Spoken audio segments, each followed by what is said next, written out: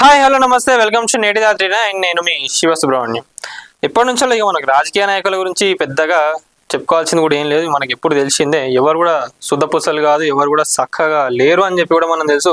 ఎందుకు ఈ మాట మాట్లాడుతున్నా అంటే, మనం చూసినాం కదా ఆల్రెడీ మొన్న జరిగిన ఇష్యూ ఏదైతే ఉందో నాయకులందరూ కూడా డ్రగ్స్ ఈ డ్రగ్స్ పార్టీలు ఏంది అసలు. మరి ఒక వైపు రేవంత్ రెడ్డి గారేమో తెలంగాణలో ఎక్కడ కూడా డ్రగ్స్ ఉండకూడదు, అసలు డ్రగ్స్ మన తెలంగాణ రాష్ట్రంలో ఎక్కడ కూడా డ్రగ్స్ ఎవరు కూడా వాడద్దు అని చెప్పి దానికి మంచిగా చేసుకుంటూ పోతా ఉంటే ఇక్కడ రాజకీయ నాయకులే మళ్ళీ ఏం చేస్తా ఉన్నారు, డ్రగ్స్ వాడుతూ చాలా మంది కూడా దొరుకుతా ఉన్నారు. అంటే ఇంకా ఇట్లా సీక్రెట్గా నడిపించేటోళ్ళు ఎంతమంది ఉన్నారు. ప్రజలను మంచి దారిలో తీసుకోవాల్సిన మీరే ఇట్లా చేస్తే ఇక మీరు జనాలకు ఏం చెప్తున్నట్టు. కొంతమంది పోలీసు వాళ్ళు కానివ్వండి, అధికారులు కానివ్వండి, వాళ్ళు ఏంటంటే పాపం ఎంత కష్టపడి బయట ఎంత చెప్తా ఉన్నారు. మొన్న ఆల్రెడీ మనం మాట్లాడుకున్నాం, కాజీపేటకు సంబంధించి ఏసీపీ ప్రశాంత్ రెడ్డి గారు కూడా అక్కడ కాలి వాళ్ళు ఆల్కహాల్కి బానిసలు అయితేనే, ఈ గంజాయి వాటన్నిటికీ బానిసలు అయితేనే అక్కడ పోయి మాట్లాడి మోటివేట్ చేస్తే కొన్ని మిలియన్స్ ఆఫ్ వ్యూస్లో పోయినాయి ఆ వీడియోస్ కూడా. ఇట్లా చాలా మంది ఇట్లా ట్రై చేస్తూ ఉంటే కొంతమంది రాజకీయ నాయకులు మరి వాళ్ళకు ఎందుకు అంతా మీరు అట్లా చేస్తూ ఉంటే మీ పిల్లలైనా కానీ ఇక్కడ వీళ్ళు కాదు, ఇంకా వాడేటోళ్ళు చాలా మంది ఉన్నారు, దొరకని వాళ్ళు చాలా మంది ఉన్నారు, ఎవరెవరు నడిపిస్తున్నారు, ఏమేమి చేస్తున్నారు, అట్లా వాళ్ళందరి గురించి కూడా చెప్తా ఉన్నా. మీరు అట్లుంటే మీ పిల్లలైనా కానివ్వండి, మిమ్మల్ని చూసి ఇంకెవరైనా కూడా వాళ్ళు కూడా అదే ట్రాక్లో పోవాలని చూస్తారు కదా. ఎంతవరకు కరెక్ట్ అని మీరు అనుకుంటున్నారు ఒక్కసారి మీరు అనుకోండి. మరి ఇక దానికి సంబంధించి నాయకులారా ఇది ఏంది అసలు, ఇదేం పాడు పద్ధతి, డ్రగ్స్ పార్టీలు ఏమిటి అని చెప్పి ఇక్కడ చెప్తా ఉన్నారు. ఓవైపు ప్రభుత్వం కోట్లాది రూపాయలు ఖర్చు చేస్తూ చైతన్యం కలిగిస్తోంది.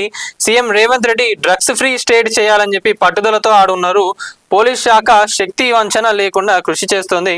ఈగల్ టీం ఏర్పాటుతో డేగ కళ్ళతో చూస్తూనే ఉన్నది. అదే ఇప్పుడు ఏంటంటే ఈగల్ టీం అని చెప్పి రేవంత్ రెడ్డి గారు పెట్టిండ్రు. ఏంటంటే స్పెషల్గా ఈ డ్రగ్స్ నివారణ ఏదైతే ఉందో దానిపైనే మంచిగా చేయాలి, ఫోకస్ చేయాలి. పిల్లలు ఎవరు కూడా దానికి బానిస కావద్దు. ఎందుకంటే వాడు ఒక్కసారి డ్రగ్స్కి అలవాటు అయిందంటే వాడి జీవితమే ఆగమైపోతుంది అన్న దానితోని వీళ్ళైతే ఈగల్ టీంని చేయడం జరిగినది. ఇలా రేవంత్ రెడ్డి గారు ప్రజాప్రభుత్వం చేసుకుంటూ పోతా ఉంటే అంటే నాయకుల తీరేమో గిట్లున్నది. నాయకులే ఇలా దొరికితే సమాజానికి ఏం సంకేతాలు పంపుతున్నట్లు, నాయకులే ఇలా ప్రవర్తిస్తే వారి పిల్లలు నేర్చుకోరా, రేపటి తరం కూడా చెడిపోతుందా లేదా అనేది ఒక్కసారి ఆలోచించండి ప్రతి ఒక్కరు కూడా. ఏం ఆనందం, దానివల్ల ఏమొస్తుంది మీకు? ఈ రోజు మీ వెనకాల పైసలు కనిపిస్తుండవచ్చు, ఆస్తులు కనిపిస్తుండవచ్చు, కానీ ఒక్కసారి దానికి బానిసై మీ జీవితానికి ఏమన్నా అయితే తర్వాత ఎవరు చూసుకుంటారు, ఏమైతే అనేది ఒకసారి ఆలోచించుకోండి.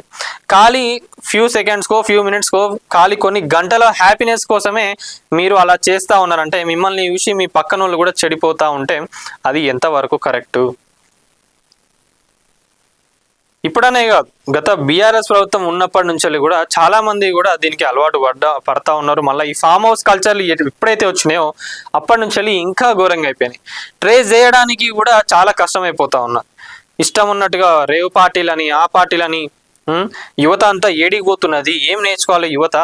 ఆ యువత అంతా వాళ్ళందరూ ఇప్పుడు స్కూల్స్, కాలేజీలు, ఇంటర్ పోరగాళ్ళకు కూడా అందుతున్నాయి డ్రగ్స్ అంటే ఎక్కడ దాకా పోయింది సిస్టమ్ అనేది ఒక్కసారి ఆలోచించుకోండి. మరి ఎవరెవరు నడిపిస్తున్నారు దీన్ని? ఇట్లా కాదు, వదిలే ప్రసక్తే లేదు.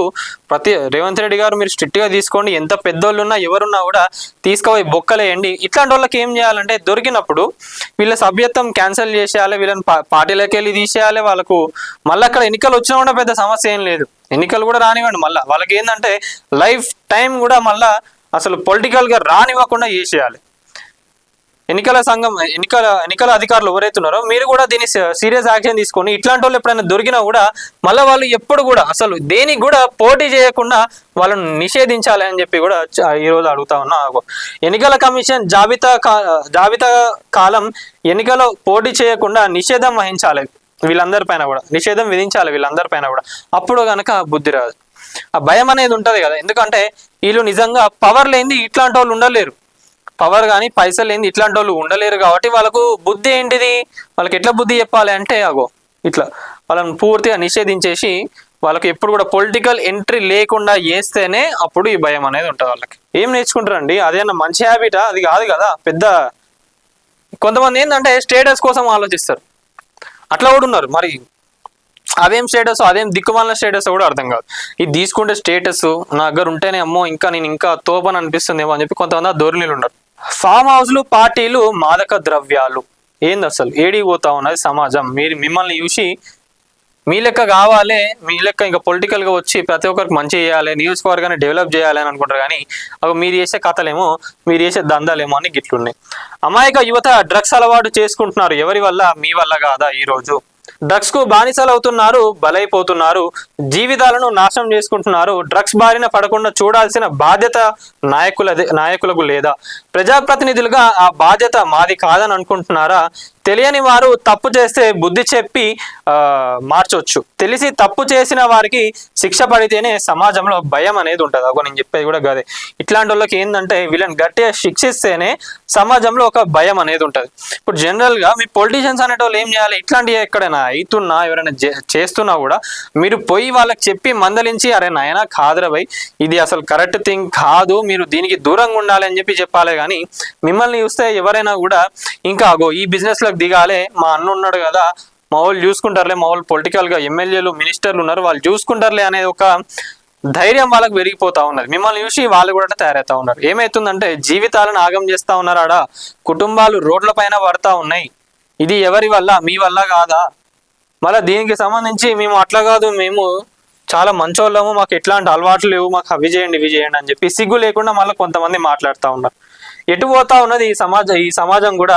అసలు ప్రజలందరూ కూడా ఆదర్శంగా వారి జీవితాలను తీర్చిదిద్దే స్థానంలో ఉన్న నాయకులు ఇట్లా మత్తు పదార్థాలకు అలవాట్లు పడి మీరందరూ కూడా అట్లా మత్తు పదార్థాలకు అలవాటు పడి ఏం చెప్తా ఉన్నారు సమాజానికి అని చెప్పి ఈరోజు ప్రతి ఒక్కరు కూడా అడుగుతా ఉన్నారు. దీన్ని ఇట్లా కాదు, సీరియస్గా తీసుకోవాలి. ఇంకా ప్రజాప్రభుత్వాన్ని, రేవంత్ రెడ్డి గారిని కూడా అడుగుతా ఉన్నా నేను, ఇంకా మీ ఈగల్ టీం ఏదైతే ఉందో దీన్ని ఇంకా స్ట్రిక్ట్ చేయండి. ఎవరిని కూడా చూడకండి, చిన్న లేదు పెద్ద లేదు, వాడు ఎంత తోపైనా ఎవడైనా కూడా తప్పు చేసినోని వాడిని తీసుకుపోయి బొక్కలేయండి. ఆధారాలు ఉంటే వాడిని తీసుకుపోయి బొక్కలేయండి. ఇంకా వీళ్ళు ఏం చేస్తారంటే అగో మేము దొరికినాం కదా అని చెప్పి కొంతమంది అమాయకులు ఎవరైతే ఉంటారో వాళ్ళకి పైసలు ఇచ్చేసి మీ కుటుంబాలను మేమే చూసుకుంటాము, మీరు మా పేరు పైన మీరు జైలుకు పోండి అని చెప్పి కూడా కొంతమంది దరిద్రమైన పాలిటిక్స్ చేస్తూ ఉంటారు. పైసలు ఉన్నాయి కాబట్టి ఎగురుతూ ఉంటారు. వాళ్ళపైన అయితే స్ట్రిక్ట్ యాక్షన్స్ తీసుకోవాలి. వాళ్ళపైన చర్యలు తీసుకుంటేనే మిగతా వాళ్ళు కూడా భయపడతారు. స్ట్రిక్ట్ యాక్షన్స్ ఇప్పటి వరకు కూడా డ్రగ్స్ కేసులకు సంబంధించి స్ట్రిక్ట్ యాక్షన్స్ తీసుకోగా నేనైతే ఎప్పుడు కూడా బీఆర్ఎస్ ప్రభుత్వం ఉన్నప్పుడు చూడలేదు, ఇప్పుడు ప్రజాప్రభుత్వం ఉన్నప్పుడు కూడా చూడలేదు.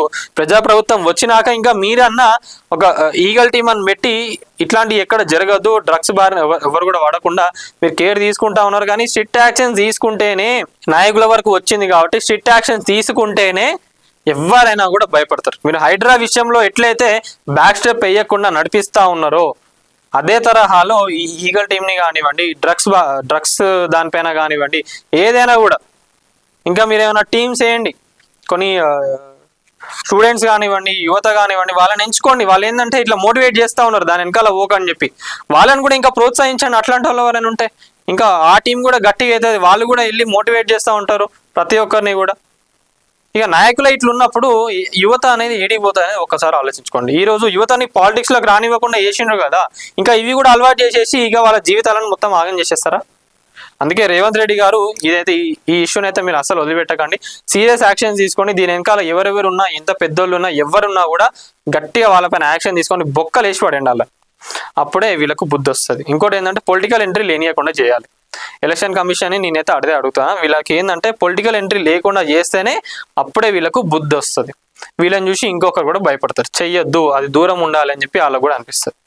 మరి దీనిపైన మీరేమనుకుంటున్నారు? ఇంకా దీని వెనకాల ఎవరెవరి హస్తం ఉంది? ఇంకా తెలంగాణ రాష్ట్రంలోనే ఇంకా ఎవరెవరు ఇట్లాంటి నడిపిస్తున్నారని మీరు అనుకుంటున్నారో ప్రతి ఒక్కరు కూడా కామెంట్ రూపంలో తెలపండి. వీడియో చూస్తున్న వాళ్ళు ఎవరైతే ఉన్నారో ప్రతి ఒక్కరు వీడియోని లైక్ చేయండి, షేర్ చేయండి, కామెంట్ చేయండి, అలాగే ఛానల్ని సబ్స్క్రైబ్ చేసుకోండి. Thank you.